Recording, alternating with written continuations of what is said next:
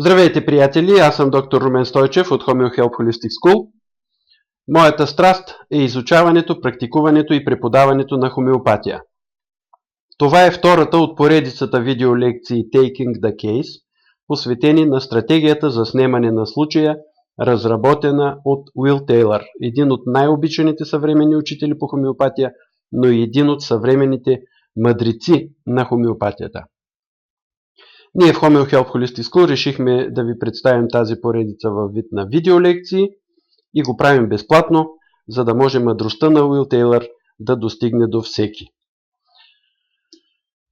Втората лекция от поредицата е под заглавие Характерни изменения на тоталността от симптоми и това е нейната първа част – измерения на физическите симптоми.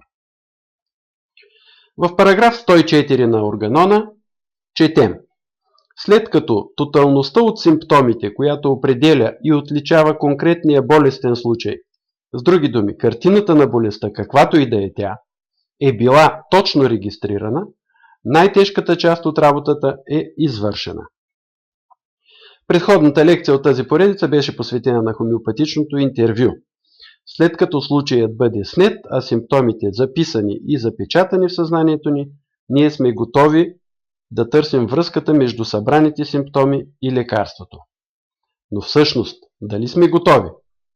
Забележете, че в 104 параграф Ханеман не казва просто след като симптомите, които определят и отличават конкретния болестен случай, бъдат определени, а подчертава необходимостта да определим тоталността от симптоми. Ханеман ни напомня, че тоталността от болестни симптоми, като външно отражение на вътрешната същност на болестта, е единственото нещо, което можем да научим за вътрешната същност на болестта. При болест, това е параграф 7, при болест, при която няма ясна възбуждаща или поддържаща причина, кауза оказионалис, която трябва да бъде отстранена, и ние не виждаме нищо друго, освен болестни симптоми, трябва, вземайки предвид възможността за хроничен миазъм и отнасяйки се с внимание към придружаващите обстоятелства, съгласно параграф 5, самите симптоми, чрез които болестта изисква и насочва към средството подходящо за нейното облегчаване, и още повече тоталността от тези нейни симптоми, от тази външно отразена картина на вътрешната същност на болестта, т.е.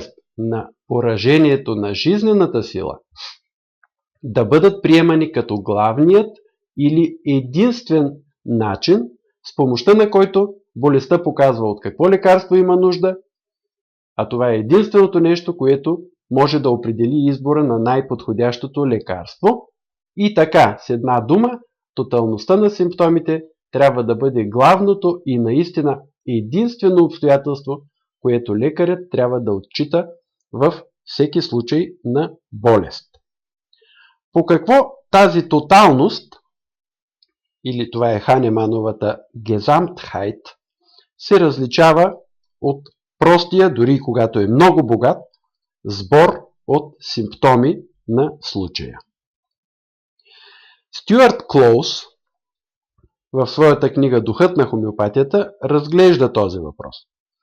Тоталността на симптомите включва всички симптоми на пациента, които могат да бъдат свързани логично в хармонично и смислено цяло, което има своя форма, вътрешна съгласуваност и индивидуалност.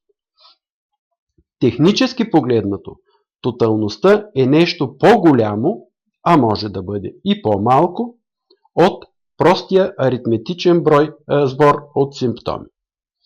Тя включва и конкомитантността или формата, под която симптомите са групирани помежду си. Тоталността трябва да изразява идея.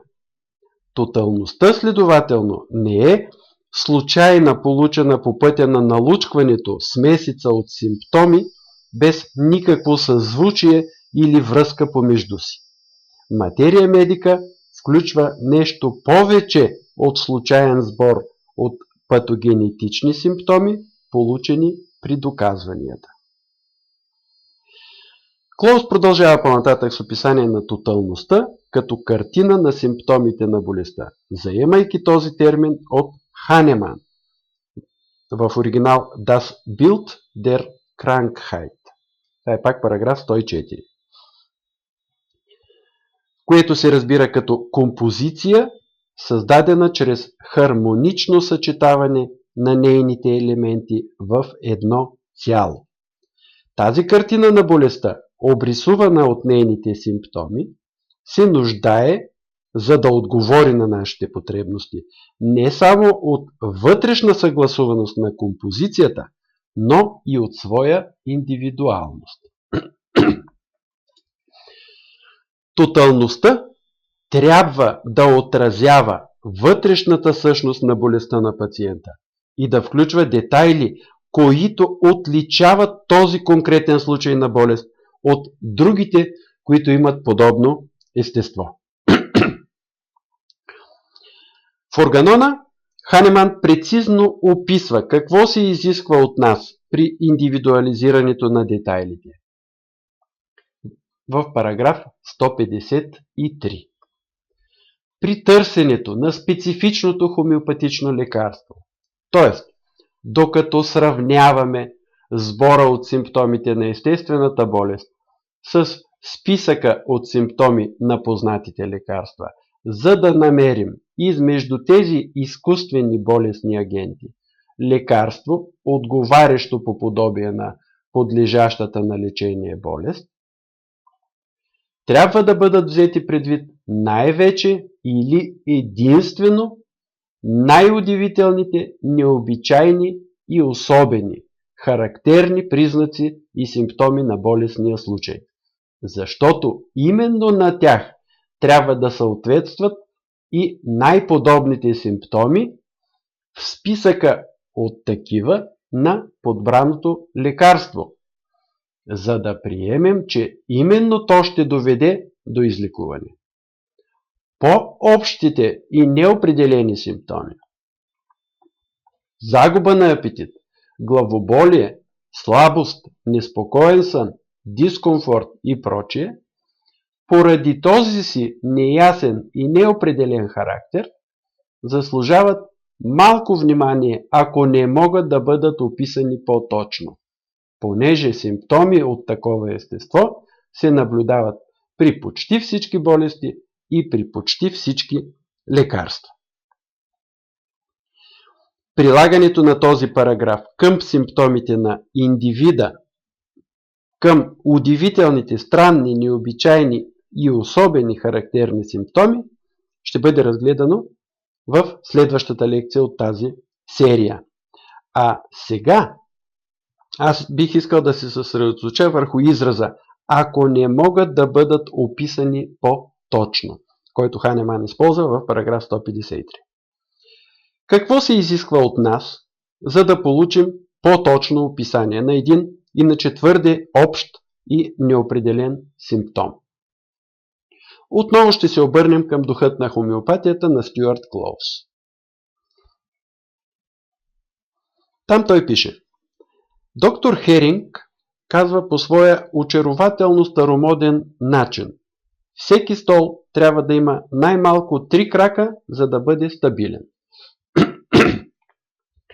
Той съветва да подберем поне 3 характерни симптома като база на предписанието. Столът на дояча може да стои и на един крак, ако вие седите на него и по този начин му предоставите опората на собствените си крака. Тогава той може да стои повече или по-малко стабилно. Но дори и тогава, както всяко фермерско дете знае от горчивия си опит, един ритник на раздразнената крава или едно нейно шляпване с опашка по досадните муки може да прикатури младия млекар и ведрото с издоеното мляко и да провали всичките усилия, които е положил. Затова е много по-мъдро, ако винаги се опитваме да осигурим на нашия стол за доене от симптоми, колкото е възможно повече крака. Младият и неопитен хомеопат ще получава много злобни ритници от трудните случаи. Неведнъж той ще бъде просван на земята и ще разлива издоеното мляко, но ще бъде в състояние да избягва тези беди, когато се научи да открива особеното у своя пациент. Така както аз в детството си изучих особеностите на ритащите крави. Край на цитата. Характерните черти на симптома трябва да му прилегнат, както краката към стола на дояча, на по-широка основа, за да му осигурят стабилна опора. Тук се сещам за 5 основни въпроса: кой, какво, къде, кога, защо, на английски 5 W, who, what, where, when, why, чието отговори търсят журналистите, за да опишат достатъчно изчерпателно събитието, което трябва да стане новина. Това, за което се е досетил Бьонинхаузен, е стих от 12 век, с който теолозите схоластици са определяли тежестта на сторения грях и на който Бьонинхаузен базира своето произведение от 1860 година предложение за оценяване на характерната тежест на симптомите.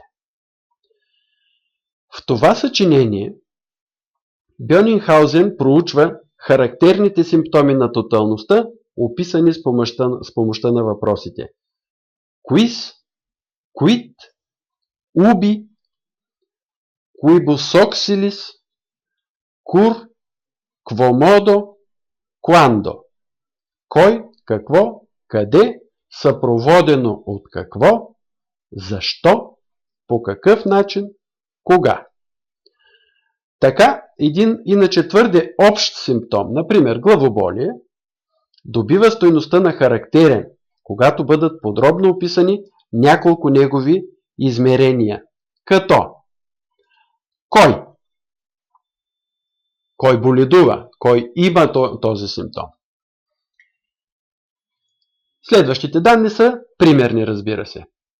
Да речем, че това е един като цяло раздразнителен и нетърпелив човек. Quid? Какво? Какво представлява симптомът? Симптомът представлява тъпа болка, преминаваща в пулсираща, която в своя пик става като че ли гвозда и се забива в мозъка. Уби. Къде? В окото с тройка, в слепоочието и в челото вдясно. Quibus съпроводено от какво? От повръщане на горчиви материи с двойка. Т.е. във втора степен е този симптом. Кур. Защо? Кое поражда?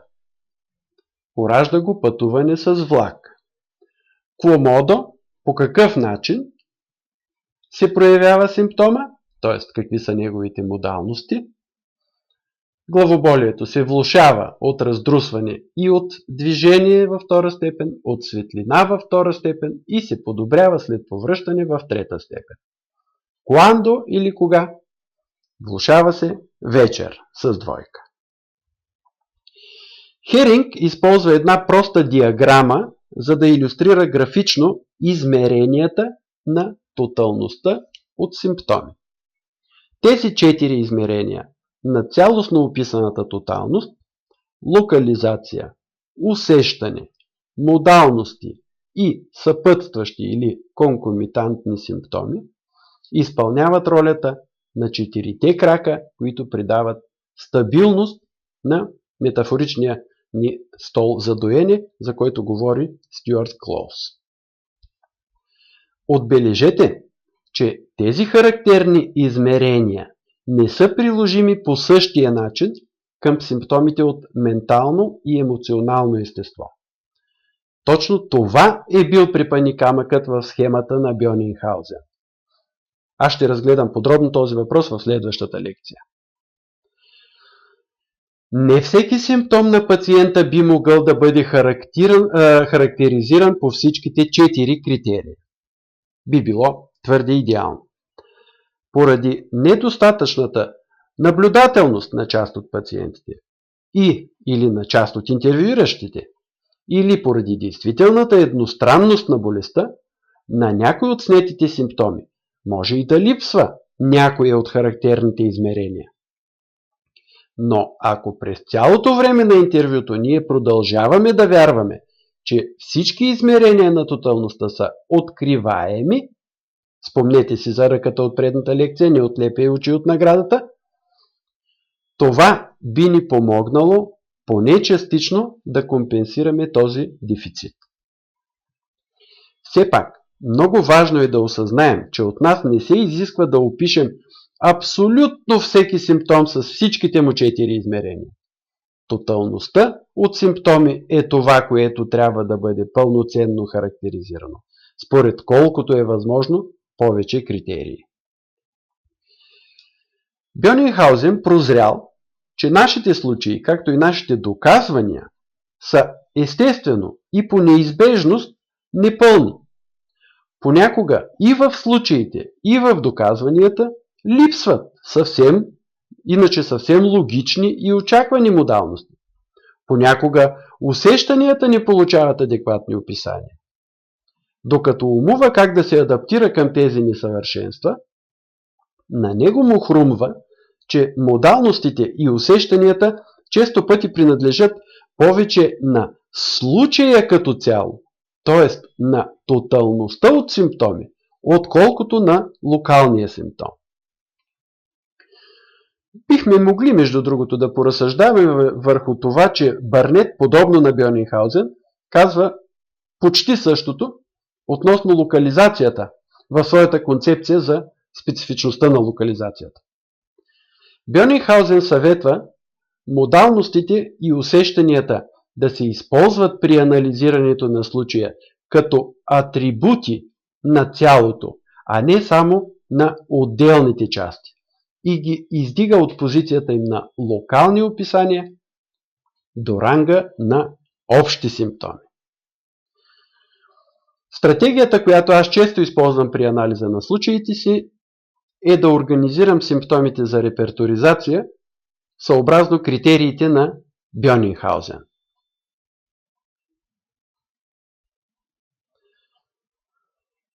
И виждате как симптомите, които получихме, отговаряйки на 7-те въпроса на Бьонинхаузен, могат да бъдат разположени в отделните квадранти върху диаграмата на Херинг. От тук нататък стратегиите за репертуаризиране са най-разнообразни в зависимост от мощта на софтуера, който сте избрали, за да направите работата си по-лесна и по-приятна. Най-простата е да поставите симптомите от отделните критерии в отделни клипбордове. Например, симптомите за локализация в един клипборд, тези за усещане в друг клипборд, по същия начин с симптомите, касаещи модалности и етиология и съпътстващите симптоми. По този начин, даже от един прост поглед, може вече да се добие представа кои лекарства ще анализираме на следващия етап, преди да изберем едно от тях. В следващите 2 лекции ще разширя и ще разпростра концепцията на Бьонинхаузен и в ментално-емоционалната сфера. Ще разисквам върху неговата концепция за изграждане на симптомите по аналогия и ще изследвам всички за и против на практиката за обобщаване на модалностите и усещанията. Аз съм доктор Румен Стойчев. За мен беше удоволствие да изнеса тази лекция на Уил Тейлър за вас. Гледайте и следващата лекция от поредицата на Уил Тейлър "Снемане на случая. Характерни изменения на тоталността от симптоми", част 2. Измерения на менталните, емоционалните симптоми. Ако идеята ни и лекцията са ви харесали, натиснете лайк и споделете с приятелите си.